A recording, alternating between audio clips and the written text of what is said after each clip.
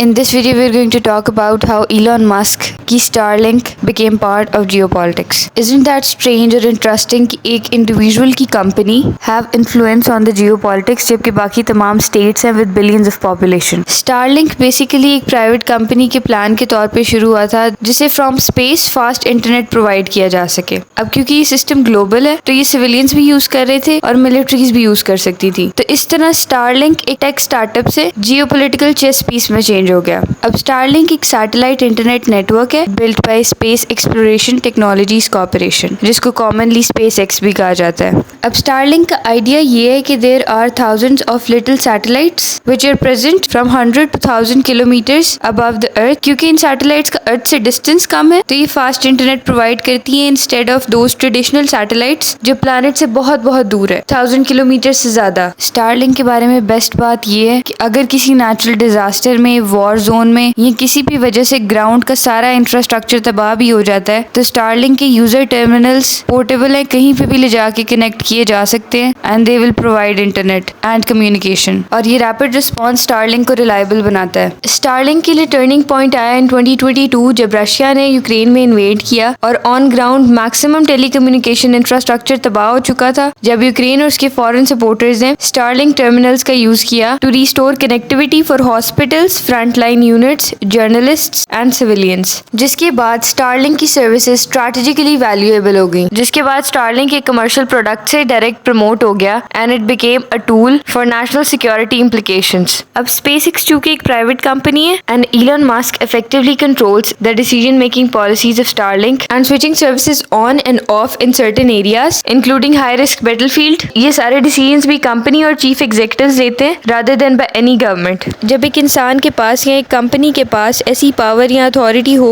over a critical communication service, that makes it political. अब governments ने क्या realise किया कि Starlink को एज ए स्ट्रेटेजिक एसेट भी यूज किया जा सकता है और मिलिट्री कम्युनिकेशन और कमांड एंड कंट्रोल के लिए भी यूज किया जा सकता है. जिसके बाद SpaceX को गवर्नमेंट और डिफेंस रिलेटेड बहुत सारे कॉन्ट्रैक्ट्स मिल गए, मेकिंग इट जियोपॉलिटिकली सेंसिटिव.